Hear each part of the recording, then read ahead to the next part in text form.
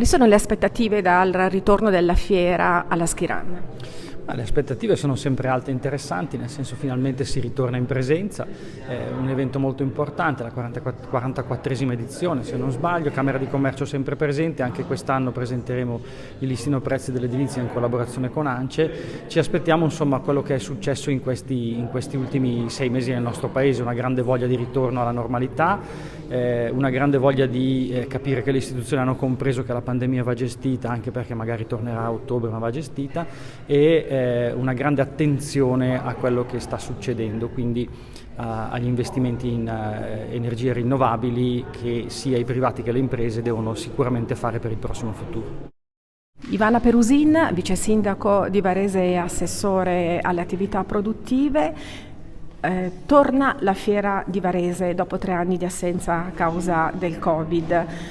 Torna dal 9 al 18 settembre sempre alla Schiranda. Quali sono le caratteristiche di questa iniziativa della rinascita? Sì, siamo davvero molto contenti, ripartiamo dopo 3 anni con un'iniziativa che è davvero molto importante per il piccolo tessuto produttivo del nostro territorio, tant'è che la stragrande maggioranza degli espositori sono proprio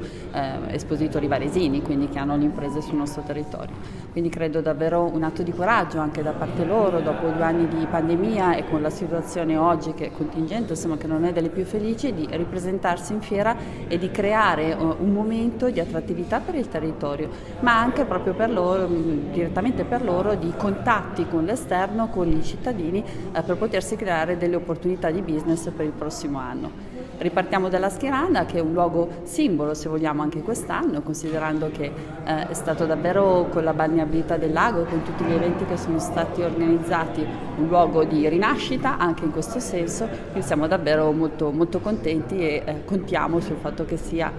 e che sarà un'esposizione fortunata per coloro che saranno in fiera.